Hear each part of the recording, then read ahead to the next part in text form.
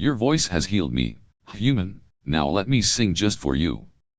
I wasn't supposed to be there when they brought her in, not technically anyway, not unless you count curiosity as an emergency protocol, but the way they shouted for containment and the way the medbay lights flickered the second her gurney crossed the threshold made it hard to ignore, even harder when I caught a glimpse of her through the chaos, half covered in what looked like torn ceremonial furs, her violet skin streaked with ash and what I hoped wasn't blood, eyes tightly shut, lips slightly parted like she'd been mid-song and someone had cut the sound, not just from the room but from her soul, and that silence hit me harder than it should have, even before I knew who she was or what she used to be, and especially before I understood what I was about to become to her, and her to me, which is another way of saying everything went wrong the moment I stepped closer, past the medtechs, past the guards arguing about resonance exposure, and leaned in just enough to see her throat, bruised and scorched where her vocal channels should have been, the damage far too precise to be battlefield shrapnel, which meant one thing: someone wanted her silenced permanently, someone who understood what her voice could do, someone who feared the sound of her more than any weapon in the war, which, to be fair, wasn't exactly irrational, because if the stories were true, then this girl, this near unconscious alien with fox-like ears and silver-white hair tangled in blood and rainwater, had once stood on the peaks of Zarathea and sung down entire fleets, her resonance triggering structural collapse in the enemy ships while leaving her own untouched, a living myth, a symphonic weapon, a goddess of voice and fury known only as Lyra, and I had just walked into the room like an idiot with a stethoscope and a name tag that read Dr. Milo Sarin, human specialist in neurosonic trauma, as if any of my degrees had ever prepared me for this moment, for a woman whose entire biology had been wired to turn sound into power and whose loss of that sound was now not just an injury but a kind of existential death, the kind you couldn't medicate or cut out with lasers, the kind you had to feel your way through, which is what I tried to explain to Commander Reese when he pulled me aside and said she was too dangerous to treat, that the Zarathians had already declared her lost, that no one would come looking for her and we'd be better off letting her die quietly in isolation before her biology did something unpredictable again. But I couldn't shake the image of her lips trembling like they still held music, or the way her fingers curled slightly when someone mentioned the word sing, so I asked for a day, just one day, to see what I could do with non-invasive acoustic therapy, told them I wouldn't touch her, wouldn't speak directly, wouldn't trigger her core resonance fields unless I had full clearance, which of course I didn't, but I also didn't need it. Because I wasn't trying to wake up the goddess of war. I was trying to reach the part of her that hadn't sung for glory, the part that might still remember what it felt like to sing for joy, and when they finally left me alone with her, hooked to a resonance dampener and wrapped in medical shrouds like a corpse, I sat beside her and activated a low-frequency harmonic pulse from the old Terran healing suite, something barely audible to human ears, just a lullaby I used on trauma victims from Seoul.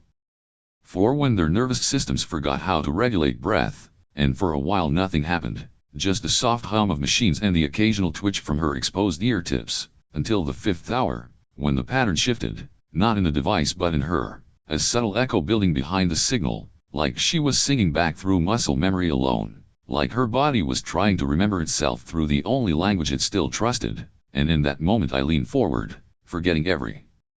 rule and restriction, and whispered her name, just once, just soft, just Lyra. And her eyes snapped open so fast it nearly stopped my.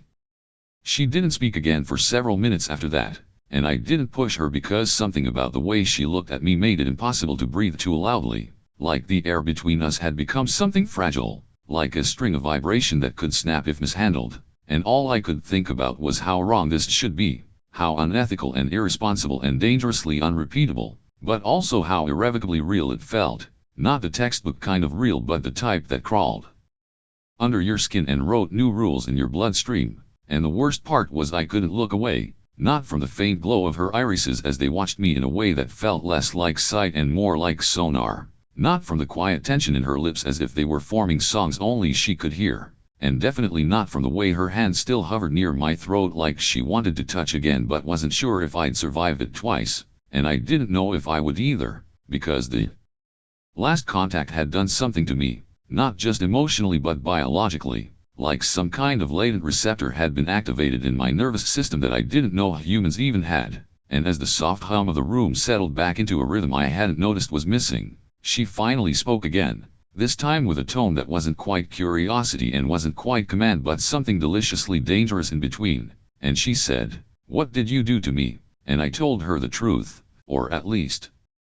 the part of it I understood, that I had used sonic harmonics to stimulate her cranial resonance pathways and rebuild a neural web that allowed her voice to function, but that I hadn't expected the reaction, and her lips curved into a slow smile that was part amusement and part warning, and she whispered, "You don't know what you've done, do you?" And I said no, not really, but I'm starting to get the sense it's irreversible, and she leaned closer, close enough that her breath hit my neck and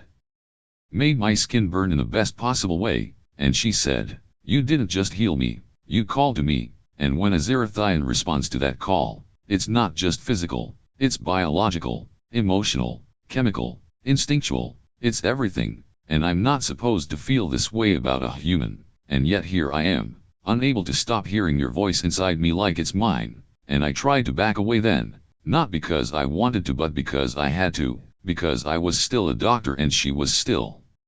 technically my patient, and this was still technically an active war zone and none of this should be happening, but the second I moved, her hand caught my wrist with a grip that was gentle but inescapable, and her fingers slid along the inside of my arm with a kind of deliberate slowness that made my breath catch and my thoughts fracture, and she said, "Don't leave, not yet, I need to test something," and before I could ask what, she leaned in and pressed her forehead to mine, and the moment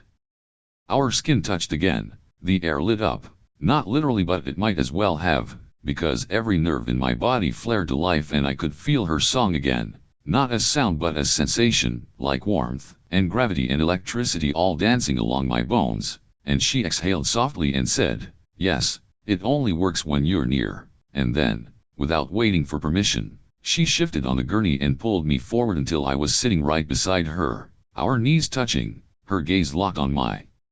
lips like she was deciphering the structure of my voice from the shape of my mouth, and I tried to speak, to say anything, but she placed a single finger against my lips and said, "Don't talk, just listen," and then she began to hum, soft at first, barely audible, like the beginning of a memory, and as the sound grew stronger, richer, more complex, I realized it was resonating through me again, but differently this time, not chaotic and overwhelming, but intimate, like she was tuning herself to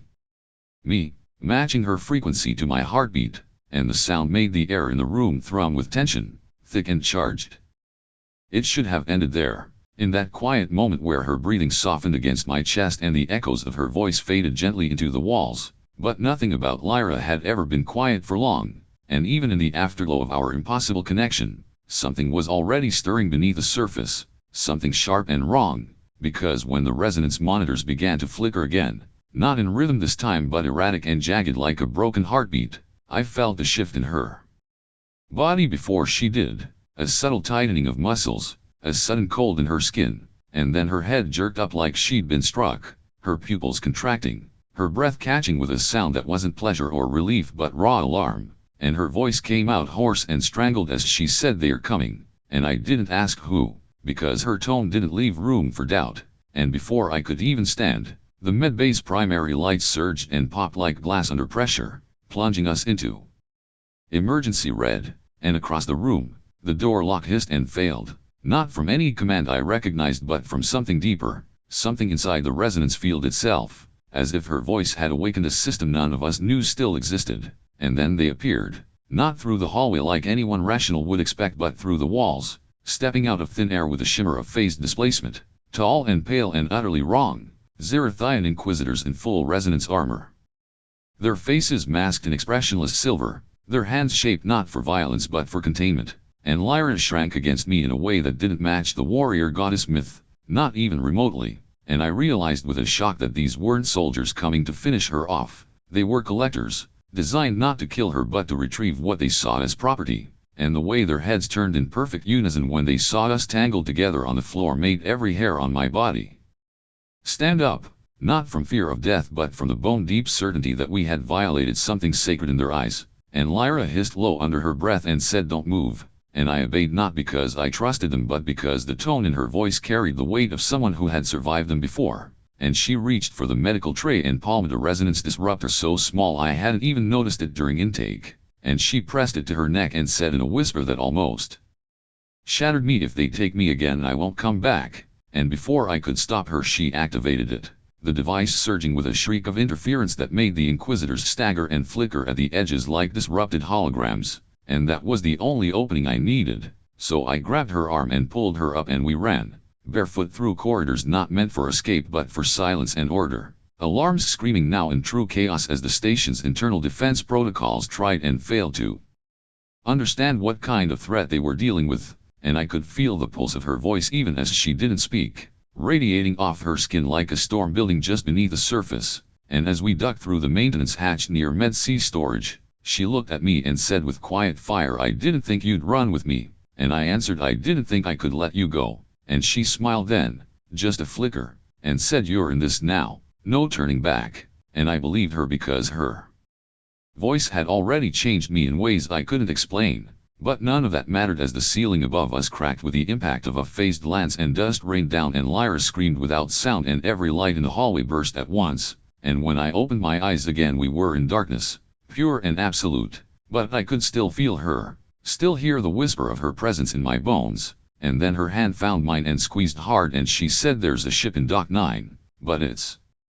locked to biometric command," and I asked whose, and she said mine, "but it only responds when I sing." And I stared at her. The silence inside the ship was almost comical after everything we had just been through, like the universe had abruptly run out of soundtrack and decided to leave us to our own awkward breathing and the faint hum of the flight stabilizers which, in case it wasn't already clear, did not come with instructions in any human language, and as Lyra slumped into the nearest acceleration couch, her fur-lined outfit half burned and her hair falling in tangled silvery ropes across her shoulders, I realized we hadn't actually discussed where we were going or what we were supposed to do now that we had technically committed interstellar grand theft and possibly initiated a diplomatic incident with a species known for collapsing moons just to make a point, and to make things worse, the ship apparently had its own personality, which became immediately obvious when I tried to sit in the pilot seat and it lit up in bright red, chirped something in what I could only describe as passive aggressive Zerathian, and locked me out of the controls entirely. And Lyra, still breathless and emotionally frayed, looked over at me and said through a hoarse laugh, "It says you're too soft and warm to be qualified," and I said, "That's racist and probably speciest too," and she grinned and added, "It also says you smell like soup," which didn't help my ego or my dignity, especially since she immediately leaned in and sniffed my neck in full fox girl fashion and then nodded seriously like she was confirming the ship's assessment, and I waved her off and said, "Fine, you drive," and she stumbled up to the console with the grace of a drunk mythological being who had just been chased through a military base, and I had to catch her when she nearly tripped on a loose cable, which made her tail knock over an entire tray of glowing resonance crystals that bounced across the floor like angry jelly beans and promptly triggered what I assumed was a self-cleaning protocol, because a panel opened and sprayed us both with a mist that smelled like crushed flowers and regret, and as we both stood there dripping and blinking at each other, she finally said this ship was meant for ceremonial purposes, not for fleeing for our lives, and I said, "Yeah, I'm getting that vibe, especially the part where it just misted me like I was a decorative plant," and then she sat down, fingers fluttering across the interface with the ease of someone who had been bred for it, and the ship responded immediately, shifting into hyperspeed with a low melodic pulse that vibrated pleasantly through the floor, and we were off, stars streaking past the curved window like they were applauding our escape. And for a brief second, I thought maybe we were in the clear, until she glanced at one of the monitors and muttered something in her native tongue that absolutely did not sound like good news, and I leaned over and said, "Translation please," and she said, "It's nothing," and I said, "You're a terrible liar," and she said the ship may have sent out a distress ping when I activated the vocal override, which would have been fine if I hadn't been classified as missing presumed dead and also if I hadn't stolen the ship from my mother, and I stared at her and said, "Wait. Your mom owns this ship," and she said she used to, until the council decided I was too unstable to hold ceremonial rank, and I said, "You're not unstable," and she said, "Thanks, but I did almost shatter your station with a single note," and I said, "I've dated worse," which made her laugh so hard she nearly choked, and then she coughed and groaned and I realized her voice still hadn't fully recovered, that every time she pushed herself she was tearing at the same wounds I had only just begun to help heal, and that realization cut through the humor like a blade, because underneath all this chaos and absurdity was a girl who had been engineered to be a symbol and discarded the second she stopped being useful, and now she was singing again, but only when I was near, and I still didn't fully understand what that meant for either of us, and the awkward silence that followed. The quiet between us stretched, no longer awkward but charged in a way that didn't need explanation, like the ship itself had become a container for something too vast and too delicate to name, and as Lyra shifted slightly closer on the couch, her fingers still wrapped around mine, her eyes searched mine with that strange mix of curiosity and restraint I was beginning to recognize as the Xerithian version of vulnerability, and maybe it was the hum of the engines or the way her breathing synced with mine or the memory of her voice threading through me like starlight hours ago, but something inside me leaned forward before my body did, something that wanted more than survival or science or even understanding, something that simply wanted her, and I saw it reflected in her eyes too, that ache, that yearning, as if our bond had grown roots before either of us knew we were planting anything, and when she finally let go of my hand and brought her fingertips to the side of my face, I didn't flinch or question. I just closed my eyes and let her explore, the pads of her fingers tracing the line of my jaw, my cheekbone, my lips, and when she spoke, it was not in words but in a hum so soft it barely existed, a note not meant for the ears but for the skin, and it passed into me like a slow wave, raising goosebumps along my arms and making my pulse drum in rhythm with her breath, and I opened my eyes to find her face inches from mine, her silver-white hair spilling down like silk between us, and I whispered, "Are you sure?" And she nodded, slowly, solemnly, not like someone seduced but like someone choosing to begin something sacred, and she said, "Your voice is in me now, and I want to know what that really means." And when I kissed her it was not with hunger or conquest but with reverence, and she responded with a warmth that bloomed instantly through her whole body, her arms circling my shoulders, her body pressing into mine, and the kiss deepened in gentle stages, her lips moving with elegant precision, the way a singer shapes vowels in the air, and when we finally parted she drew back only enough to slide onto my lap, straddling me with slow grace, her thighs warm through the thin fabric that barely separated us, and she let her fingers explore the edges of my jacket, pulling it aside to place her palms against my chest, right where she could feel my heart, and she leaned in again, her lips brushing the shell of my ear as she whispered, "You're louder here than anywhere else," and her hands moved lower, exploratory, learning my shape not with urgency but intention, and I did the same, letting my fingers trace the line of her back, the curve of her waist, the softness of her skin where the fur-lined garment gave way to exposed heat, and every time we touched, there was a low vibration between us, like the ship itself was amplifying the resonance we were creating, and she moaned then, soft and breathy, a sound so intimate it felt like a melody written for me alone, and she shifted against me, her hips pressing closer, finding the rhythm she wanted, and I let my hand slide under the edge of her outfit, discovering the soft, living warmth beneath, and her skin lit up faintly under my touch, a Xerithian bioluminescent glow pulsing with the rhythm of her arousal, and her eyes met mine again, white and glassy and full of emotion that transcended species or culture, and she kissed me again, harder this time, with a tremble in her breath that told me this was as new for her as it was for me. And when I leaned her back against the couch cushions, cradling her as her legs wrapped around me, she let out a gasp that carried more than pleasure, it carried relief, as if her body had been waiting for this kind of connection and didn't know it until now, and we moved together in slow, exploratory motions, our bodies syncing as naturally as our voices had, and every kiss, every caress, every sigh between us was a new kind of song, one made not of notes but of skin and breath and trust. And when her fingers slid under my shirt and felt the rhythm of my pu, she fell asleep in my arms not long after that, her head resting against my chest, her breath steady and warm and rhythmic like a lullaby played just for me, and I stayed still for a long time, not wanting to wake her, not wanting to move, because the moment felt fragile and perfect and impossibly rare, and something about the way her skin still glowed faintly against mine made it feel like we had slipped into some temporary pocket of time where the universe had decided to give us a brief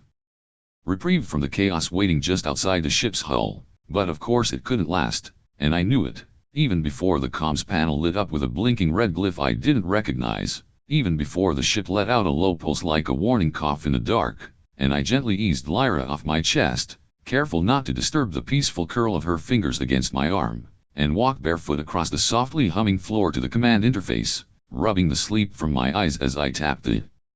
glyph, expecting maybe a system error or some delayed alert from the station we'd left behind. But what appeared on the screen made my heart stop, because it wasn't a message, not exactly. It was a live transmission, visual and encoded in Xerithian high band that somehow bypassed the ship's lockdown protocols, and what I saw on the screen wasn't a fleet or a warning or even a threat. It was me, sitting in the pilot seat of another ship, staring directly into the camera with the exact same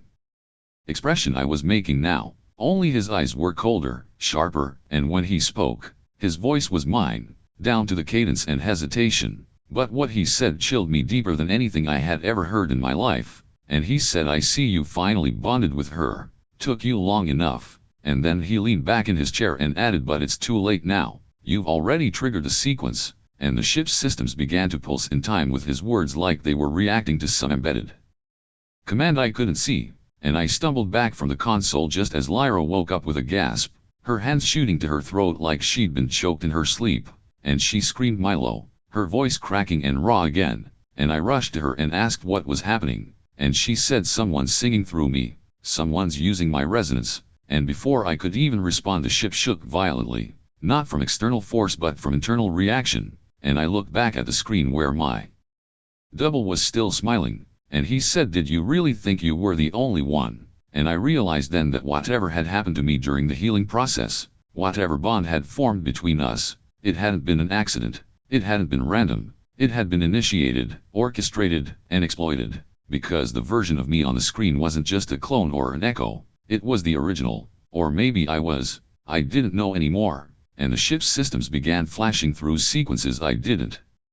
recognize, activation commands in Xerithian military code that Lyra hadn't even taught me yet, and she gripped my arm and whispered, "This isn't your ship," and I whispered back, "Then whose is it?" And she said, "I thought it was my mother's, but this isn't her pattern, this is older, this is from the resonant core itself," and her eyes went wide with a kind of ancestral terror I had never seen in her before, and then she said, "This ship was never meant to carry a singer, it was meant to create one," and the pieces clicked together like a cruel melody, because I hadn't just healed her, I had activated something inside her, something the Xerithians had buried or forgotten or tried to erase. And now someone else was using it, someone who looked like me and spoke like me and maybe was me, and the walls began to shift subtly around us, the glow dimming, the hum deepening into something darker, and Lyra clutched her stomach and said, "He's drawing power from me, through the bond," and I asked how to break it, and she said, "I don't know, it's not supposed to be like this, the bond was meant to be mutual, protective." The ship didn't hum so much as it purred now, like some giant space-born feline that had decided we were finally worthy of its affection, and while Lyra lay with her head against my shoulder and the last golden pulses of resonance faded from the air, I tried not to panic about the fact that I might have just deleted a version of myself from existence, or worse, trapped him in some eternal interdimensional echo chamber with no exit and way too much time to plot revenge. But before I could spiral into a full philosophical meltdown about identity and metaphysical culpability, the floor beneath us shifted with a jolt and the ship promptly rotated 90 degrees, not gently, not with warning, but with the casual indifference of a cosmic prankster, sending both of us tumbling off the resonance dais in a tangle of limbs and surprised noises, and Lyra let out a very dignified yelp as she landed half on top of me and half inside a hollow storage alcove that immediately tried to seal itself, thinking she was some kind of cargo, and as I scrambled to free her from being gift-wrapped by a sentient cabinet, she glared at me through a curtain of silver-white hair and muttered, "This ship has absolutely no respect for privacy or personal space," and I said, "Welcome to my life. It thinks I smell like soup," and insulted my piloting skills within 30 seconds, and she rolled her eyes and said, "Maybe it just knows you too well already," and I said maybe I should start talking to other spaceships, which earned me a soft swat to the chest followed by an unexpectedly sweet kiss that almost made me forget we were currently floating inside a genetically imprinted love boat with a sarcastic interface and unresolved trauma hanging around like uninvited wedding guests. But before I could deepen the moment, the comm screen flickered back to life with another glyph, This one unfamiliar even to Lyra, and when she tapped it, a projection lit up across the air, not of a person or a message but of a planetary system we had never seen before, marked in Zarathian script that translated roughly to restricted cradle zone, do not enter unless authorized by council decree, and I said that sounds like an invitation if I've ever heard one, and she said that sounds like certain death, and the ship chose that exact moment to change course without consulting us, accelerating toward the glowing planetary beacon as if it had made a decision entirely on its own, and Lyra grabbed the nearest handrail and shouted, "It's not listening to me," and I shouted back, "It never listened to me either," and then we both stopped as the realization hit that the ship was now choosing our destination, not based on programming or pilot input, but on resonance, on the bond it had accepted between us, and Lyra looked at me and said, "You think it's trying to finish something?" And I said, "I think it's dragging us back to where it all started," and she paled slightly and said, "I don't even know where that is," and I said,